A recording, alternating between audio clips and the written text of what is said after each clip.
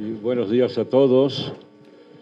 Quiero agradecer en primer lugar la presencia de todos ustedes y en segundo término, desde luego, agradecer a nuestros compañeros del Comité Ejecutivo de la Ciudad de México, que son compañeros estupendos, muy entregados, muy comprometidos, y a nuestras visitas estelares. Rubalcaba, muchas gracias. Mi querida Marta Ávila, presidenta del Congreso de la Ciudad de México, la compañera Xóchitl Bravo, queridísima, que es la coordinadora de nuestro grupo parlamentario en el Congreso de la Ciudad. Yo quisiera darles un panorama de qué es lo que estamos intentando hacer, porque cada uno de estos elementos son parte de una especie de rompecabezas que hemos ido armando en nuestro comité con el propósito de revitalizar, reorganizar e incluso en algunos aspectos regenerar a nuestro partido, de tal manera que esté a la altura de las circunstancias nuevas, actuales. Han cambiado muchas cosas, el mundo se ha convertido en un torbellino, de tal manera que lo que dábamos por sentado en apenas hace unos años, e incluso a veces unas semanas, se transforma totalmente a una gran velocidad. Lo estamos viendo ahora, el día de mañana justamente, sabremos cuál va a ser el curso de nuestras relaciones con el exterior y con el socio estratégico de México, de tal manera que lo que mañana pronuncie en su discurso el señor Trump, el presidente electo de Estados Unidos, determinará las políticas del Estado mexicano, determinará el curso de los acontecimientos en la región y también determinará el curso de lo que ocurre en la Ciudad de México y hasta en nuestro partido, que tendrá que en consecuencia adaptarse a esas nuevas condiciones. De tal manera que lo que quiero decir es que tenemos un gran compromiso y tenemos una gran responsabilidad que se refiere no solo a mantener en la presente coyuntura lo que hemos logrado, sino acrecentarlo y prepararnos para lo que viene, más fortalecido y con mejores armas. Y creemos que esas armas, ya lo han dicho aquí, particularmente lo enfatizó mucho nuestra compañera Xóchitl, esas armas están vinculadas con los grados de participación y de compromiso de la gente con el proyecto de nación que traemos entre manos. Debemos tener claridad sobre de lo que se trata cuando decimos hay que proteger el proyecto Morena. No se trata de un fenómeno normal en la política normal de la izquierda. De hecho, hay que recordarlo, el proyecto de Morena se construyó en contra de la visión que en su momento, hablamos de hace 15, 20 años, tenía la izquierda de lo que era el país y de la transformación que debería ocurrir en el país. Esa es la verdad. La visión que había en ese momento era una visión equivocada, como lo demostraron los hechos, y esta izquierda nueva, que fue Morena, se construyó a base de un análisis que se realizó bastante minucioso por nuestros dirigentes, particularmente por Andrés Manuel López Obrador, un genio político que dio las líneas generales para definir el rumbo que terminó en este éxito extraordinario. El éxito político, en términos de estructura partidaria, más espectacular de los últimos tiempos, no solo en México, a escala de toda América Latina e incluso, y aquí se dijo, del mundo. No es cualquier cosa lo que se logró, y se logró porque Andrés Manuel tenía una claridad enorme sobre que no se podían seguir repitiendo los métodos de la izquierda tradicional, que tenía esta idea que los especialistas llaman la idea del asalto del Palacio de Invierno, es decir, de que con un hecho determinado, incluso basado en la violencia, se iba a poder asaltar el poder y constituirse en la fuerza dominante en el país. Un sueño irrealizable, y que intentó mostrar que era falso y equivocado un dirigente que Andrés Manuel por eso dice que lo estima mucho, lo considera probablemente, dice él, el presidente que él más admira, que es el presidente Allende, de Chile, que en los años 70, a principios de los 70, intentó esto que intentamos luego, 30, 40 años después en México, de acceder al poder por la vía electoral, lo cual implicaba un trabajo adicional al que habitualmente se asumía a la izquierda, que era de lograr el consenso, lograr el respaldo de las grandes mayorías y en un proceso electoral conseguir el control del gobierno. Eso lo consiguió Allende y sabemos lo que pasó. Poquito tiempo después sufrió un golpe de Estado que le costó incluso la vida al héroe latinoamericano Allende. Y eso fue muy negativo porque eso reforzó la idea en la izquierda tradicional de que en efecto no se podía por la vía electoral, que era imposible. Andrés Manuel dijo no, ese es el camino expresado en el lema de ni un solo vidrio roto, nada, nada de violencia, todo por la vía del consenso. Pero eso, paradójicamente, es más difícil que el intento de aprovechar alguna situación y dar una especie de golpe de efecto y apoderarse del poder. Porque eso implica un largo proceso de construcción de lo que los expertos llaman en política el consenso social. Es decir, atraparse en el entusiasmo de la gente, atrapar al espíritu de la gente, lo que queda en el fondo siempre de los humanos, de reverdía y de ganas de transformar las cosas, para convertirlo en una voluntad colectiva. Y eso, a su vez, convertirlo en un partido político. Una cosa bastante complicada, muy difícil, sobre todo en las condiciones del país, porque hay que recordar contra qué estábamos luchando.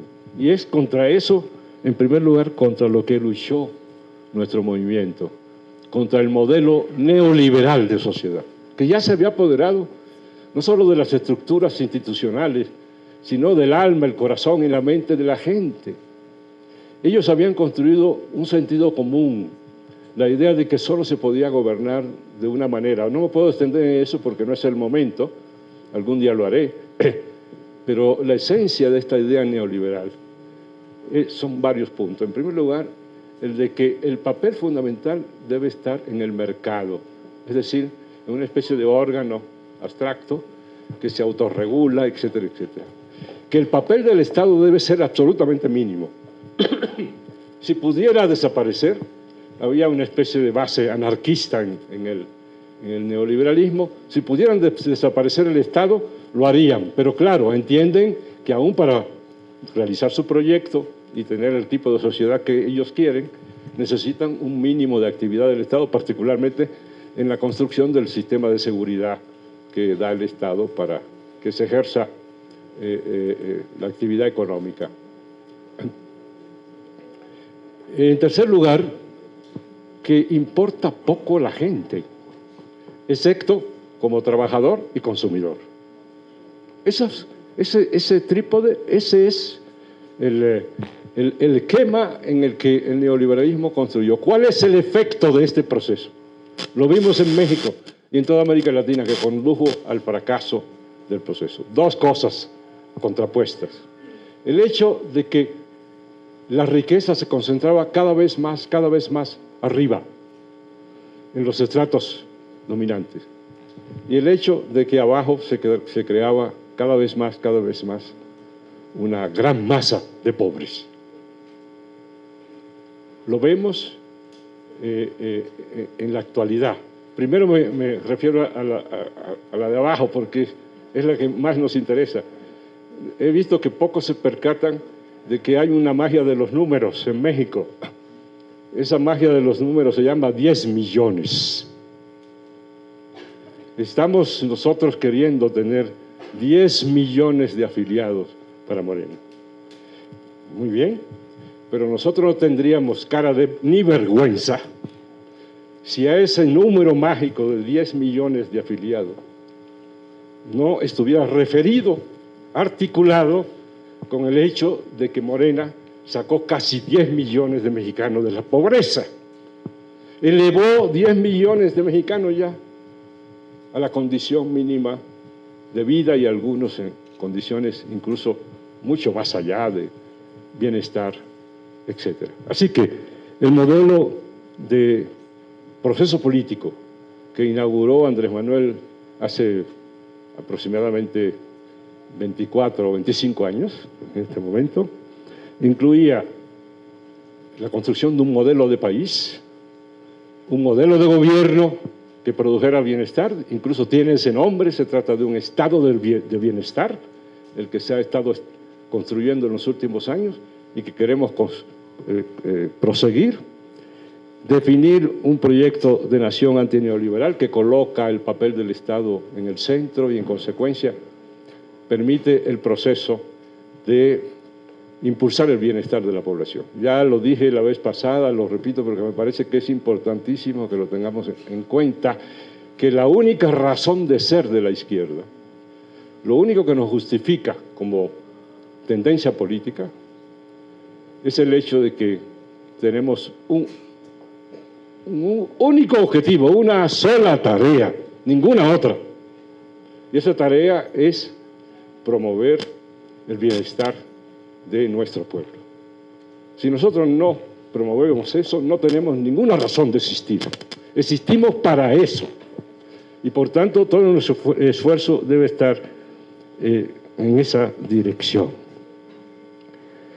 Por tanto, teníamos que desarrollar varios procesos, el primero para llegar a la conquista del gobierno, pero enseguida desarrollar un modelo de sociedad que permitiera expandir ese consenso. Fue la primera etapa, digamos, de Morena como constructora, que logró lo que ya conocemos, que se expresa en las últimas encuestas, que nos permite decirlo rápido, es que aproximadamente el 80% de los mexicanos aprueban esta propuesta de sociedad, de gobierno y de construcción nacional.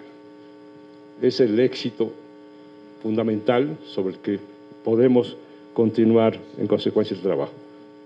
Eso se logró básicamente con las formas de gobierno, el comportamiento en términos de combate a la corrupción, los programas de bienestar, etcétera, etcétera.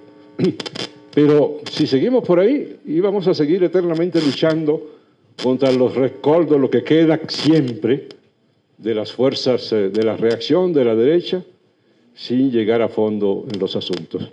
Y eso es lo que empezó a final del sexenio de Andrés Manuel López Obrador y a inicios del nuevo gobierno con nuestra compañera Claudia Sheinbaum. Es decir, el inicio de transformaciones de carácter estructural. La primera de ellas, ya se señaló aquí, es el de transformar el sistema judicial del país. Algunos lo interpretan, incluso la derecha, que son muy torpes. Creen que de lo que se trata es de una especie de venganza, que lo que pasa es que Andrés Manuel se enojó con los jueces, ministros, magistrados, y que por no quererlos quiso hacer algo para sacarlos del juego del Poder Judicial, lo cual es una tontería enorme. Es una cosa de mucho más fondo. En toda América Latina aprendimos, y luego ya lo hemos visto acá, de manera espectacular también, que si no tenemos un Poder Judicial de otra naturaleza, es imposible avanzar en los cambios fundamentales del país. Eso se vio, no me puedo extender en eso, pero podría hablar toda la mañana de todos los casos en Ecuador, lo que hicieron con el presidente y con su partido, usando el instrumento del Poder Judicial, de los tribunales, de las cortes, etcétera. En Brasil se llegó al colmo de destituir una presidenta, la presidenta Dilma, la destituyeron usando al Poder Judicial como instrumento básico, y luego metieron en la cárcel al líder fundamental, estamos hablando del expresidente Lula, ahora de nuevo presidente, me lo metieron en la cárcel y estuvo en la cárcel 500 días para impedirle durante esa etapa que concurriera como candidato a la elección y que ganara en consecuencia el líder de la derecha, el señor Bolsonaro, un ultraderechista que estuvo en el poder durante un cuatrienio. De tal manera que en todas partes han utilizado a los poderes judiciales para obstaculizar o impedir que se desarrollen los cambios. Si uno lo piensa bien, porque recuerdo que el embajador de Argentina, antes de Milei, nos decía ahí en el Congreso, hicimos una reunión y nos decía, en México no entró la primera ola de transformaciones de América Latina, que empezaron justo a principios del siglo y que alcanzó su máximo aproximadamente en el año 2006, 2007, 2008 y empezó a decaer en el 2015. Volvió México en el 18 a establecer una nueva fase de gobiernos progresistas. Entonces, él decía, México entró tarde, no entró a la primera fase. Yo le recordaba, 2006 era la entrada de México, solo que lo impidió el fraude. Pero el 2006 era la entrada de México en la misma línea de los países latinoamericanos. Señalo esto porque eso enfatiza la idea de que las cosas no ocurren al azar. Hay fases, hay procesos que corresponden a ciertos elementos fundamentales y que es lo que explica que un mismo fenómeno ocurra simultáneamente en un conjunto de países. Pues bien, cuando hoy se habla del lawfare, que así se llama este proceso de usar, esa palabra, esa frase en inglés significa fuego judicial, cuando se habla de ese tema, se mencionan todos los casos de América Latina. Yo he mencionado algunos aquí, pero no se menciona México. México también fue pionero en materia de lawfare, el intento de usar el Poder Judicial para impedir que Andrés Manuel fuera candidato a la presidencia de la República y sacarlo del juego. Solo que no pudieron porque el pueblo de México salió, 1 millón de personas salieron a la calle en ese momento. Salimos a impedir que Fox realizara su bellaquería de violando todas las normas, impedir que un candidato democrático participara en el proceso de elección. Por eso, si queremos seguir avanzando, tenemos que hacer la reforma judicial y en eso estamos. Solo me voy a detener en 2 puntitos más a este propósito, porque me parece fundamental para dar la idea general de esto que llamamos cambios estructurales, reformas estructurales. Yo quiero señalar 2 porque me parecen estratégicas, son muchas, pero quiero señalar 2 más. La segunda es la reforma indígena. Yo les quiero decir que la reforma que se ha logrado ya, que se aprobó, del artículo 2 de nuestra Constitución, para reconocer los derechos de los pueblos indígenas en México, y se agrega, esa es una gran novedad, los pueblos afromexicanos o afrodescendientes, que empiezan a aparecer. Fíjense ustedes cómo son las cosas. Cuando la gente siente que reconocen sus derechos, salen.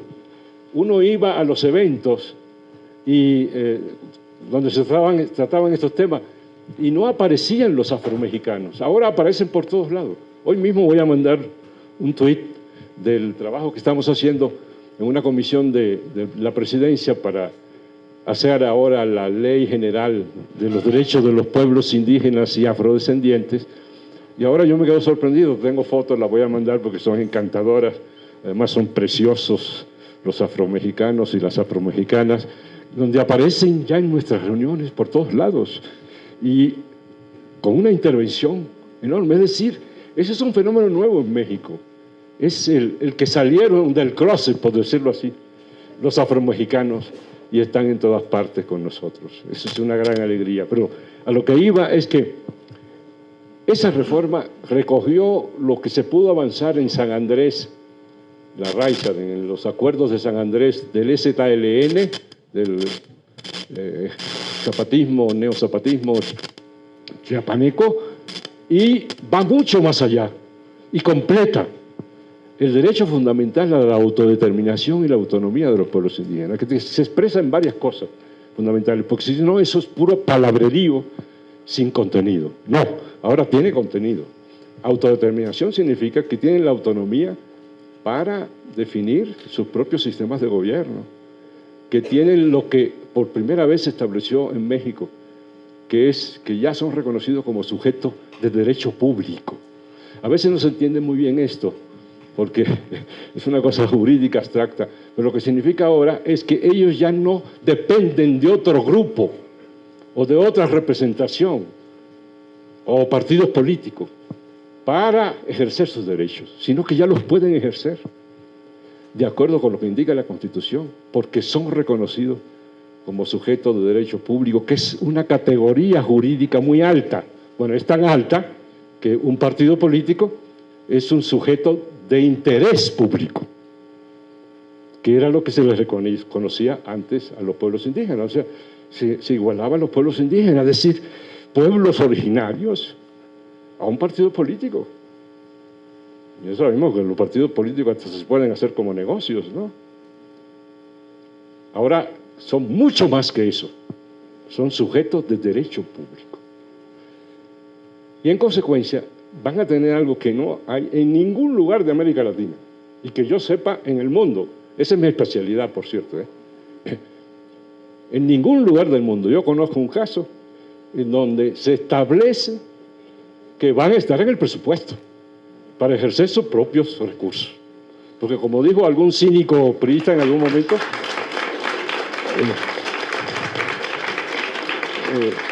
el reconocimiento tiene que expresarse en el presupuesto, decía el cínico. Ahora lo decimos porque creemos que es un derecho fundamental. Eso es un salto adelante fantástico. Ahora los pueblos indígenas tienen la posibilidad de reagruparse. El proceso colonial consistió en un proceso de atomización de las poblaciones indígenas, justo para debilitarlas y para romper con sus formas propias de gobierno. Entonces, reducidos a pequeñas comunidades y pequeños grupos, fueron llevados a una situación de debilidad y de prácticamente desaparición en muchos lugares del país. El proceso de construcción del Estado-Nación en México, como en toda América Latina, ha sido un proceso simultáneo de destrucción de pueblos indígenas. Ahora vamos a la reconstrucción. Eso es extraordinariamente importante, es un parteaguas. Y por último, y eso solo lo voy a mencionar, porque además eso es un tema donde yo no soy precisamente el experto, la reforma para el reconocimiento de los derechos de inclusión, etcétera, de las mujeres en México. No podía ser de otra manera, es tiempo de mujeres, y ese es un salto adelante extraordinario. Una sociedad, lo han dicho varios pensadores importantes, se puede medir en su avance según que reconozca el papel y los derechos fundamentales de las mujeres. Una sociedad que no reconoce a las mujeres, que no reconoce los derechos de su diversidad cultural, como el caso de los afrodescendientes, o una sociedad que no reconoce los derechos de los trabajadores, etcétera, es una sociedad contrahecha, es una sociedad sin alma y destinada al fracaso en muy poco tiempo. Por tanto, es por eso que podemos hablar de un renacimiento de México. Parte de la estrategia de la nueva construcción, de la construcción de la nueva situación en México que desarrolló nuestro líder Andrés Manuel, fue el de reconstituir y elevar nuestra identidad, nuestro sentido de pertenencia a esta sociedad que llamamos México, e impulsar una cosa que ha estado ahí, pero que estaba un poco decaída y minimizada, muy golpeada, que es el sentido de pertenencia nacional, el orgullo de ser mexicano, la idea de la grandeza de México, que se había perdido porque los neoliberales nos habían vendido la idea de que no importaba el país.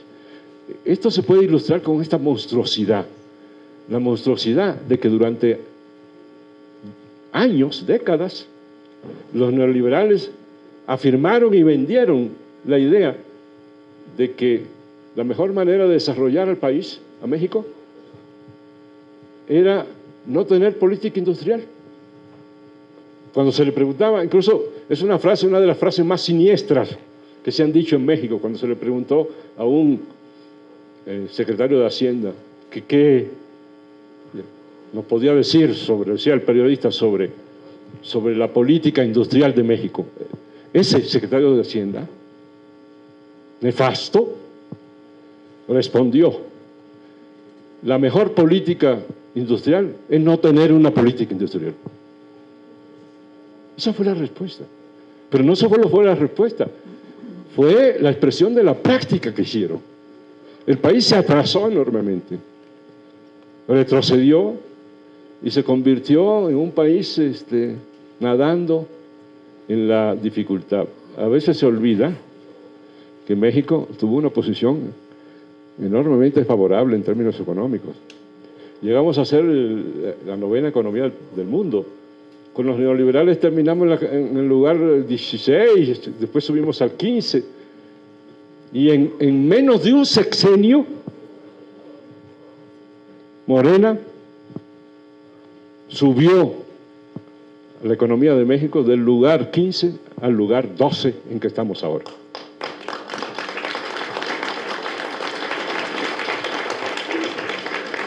Y ahora acaba de anunciar, porque nuestra presidenta no está matando mosca, está, pero como cohete,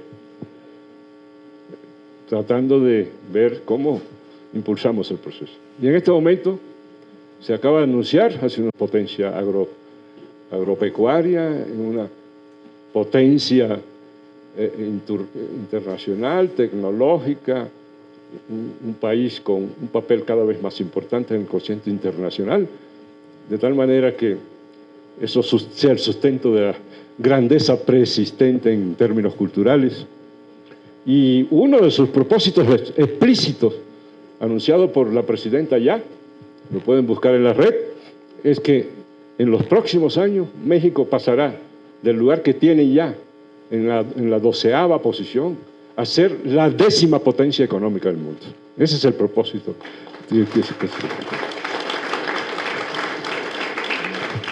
En fin, resumo.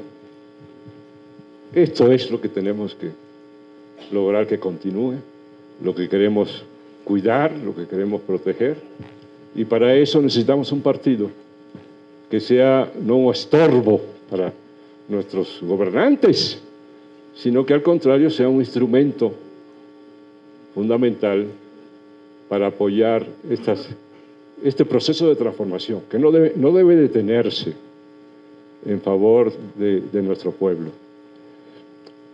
Por tanto, lo que queremos es que en la Ciudad de México, en todo el país, pero nos toca a nosotros esta jurisdicción, la Ciudad de México, tenemos esta responsabilidad. Para eso necesitamos que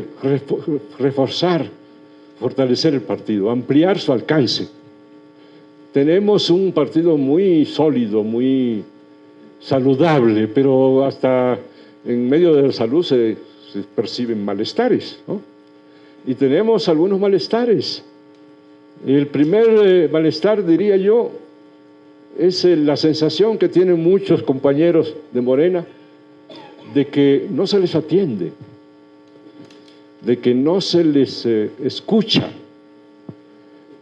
y que en consecuencia hay exclusión y que en consecuencia no encuentran la manera de participar.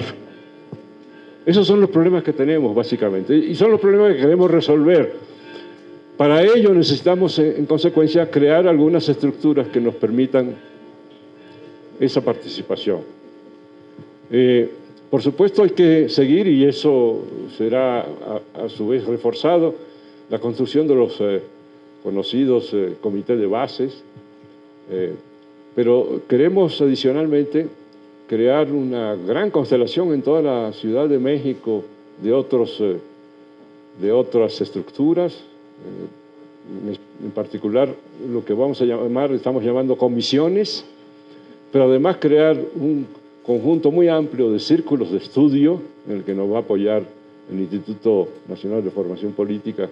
Ya hemos tenido una reunión estos días, antier o anteayer, con el compañero Rafael Barajas el Fisgón para iniciar un proceso de formación, por decirlo así, con características chilanga, es decir, un proyecto de formación que recoja la particularidad, la diversidad de situaciones de toda la ciudad. Por ejemplo, lo que ya mencioné, el hecho de que casi toda la ciudad en su parte sur es ciudad de pueblos, ciudad de comunidades, y que en consecuencia la formación debe incluir el conocimiento de esa realidad.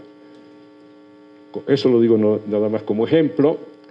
Necesitamos en consecuencia un proceso más extenso y específico de formación política de nuestra gente. La gente tiene que entender mejor lo que ocurre en el mundo, lo que ocurre en América Latina, lo que ocurre en México como parte envolvente de lo que llamamos la Ciudad de México. De tal manera que tenemos que perfeccionar esto y para eso necesitamos mejoría en nuestros sistemas, en nuestra estructura organizativa.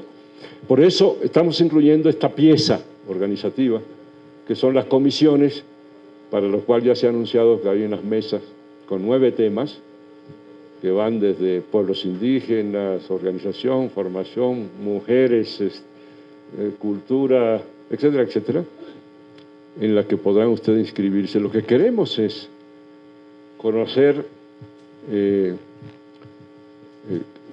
esta disponibilidad y poder entonces empezar un proceso de organización de estas comisiones en toda la ciudad y luego dar un siguiente paso, que todavía no estamos en ese momento, de empezar a agrupar las comisiones correspondientes de todas las delegaciones para una actividad específica. Por ejemplo, que se reúnan todas las comisiones de organización o todas las de formación de la ciudad para definir una estrategia conjunta e impulsar trabajos específicos con nuestras bases. Al mismo tiempo, esto servirá como preámbulo y queremos ampliarlo como la puerta que permitiría a la gente encontrar una entrada a la participación en los trabajos del partido. Que nadie diga, con razón, lo puede decir, pero sin razón, que nadie diga con razón que no encuentra forma de participar en Morena, que encuentre el camino para participar. Y finalmente, eso será seguramente un poquito más adelante, queremos responder a una queja que hay también, que no mencioné anteriormente, que es la idea de que en Morena no se discute suficiente, o incluso de plano que no se debate, que no se discute, que no se confrontan las ideas, que no se analizan colectivamente los procesos.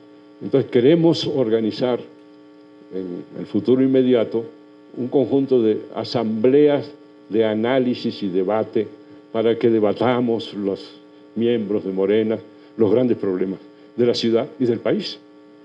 Es decir, ¿por qué tenemos miedo? Vamos a tener miedo de debatir con compañeros, sobre todo los que como nosotros tenemos la razón en todo, ¿no? Es decir, lo que queremos es que renazca eso que el día que empezamos a ver que funcionaba, dijimos, ya la hicimos.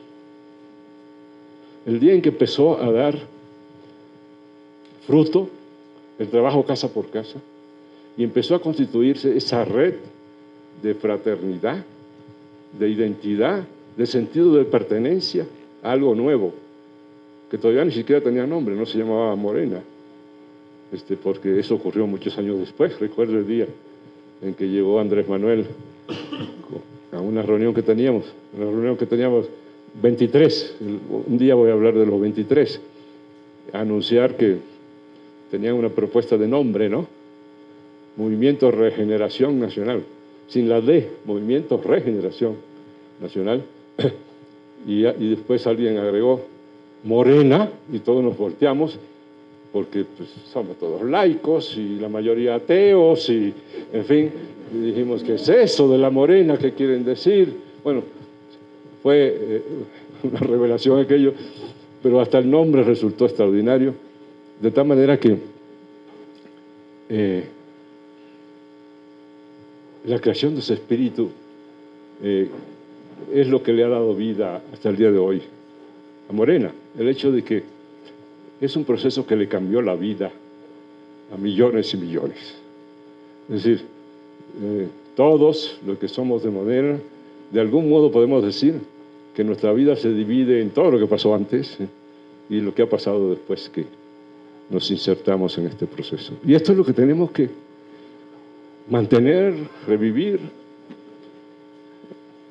acrecentar, para que podamos tener el éxito que esperamos en términos de transformar este país a fondo, para hacerlo un país en donde, como decía Andrés Manuel, la gente viva feliz, feliz, feliz, ¿no?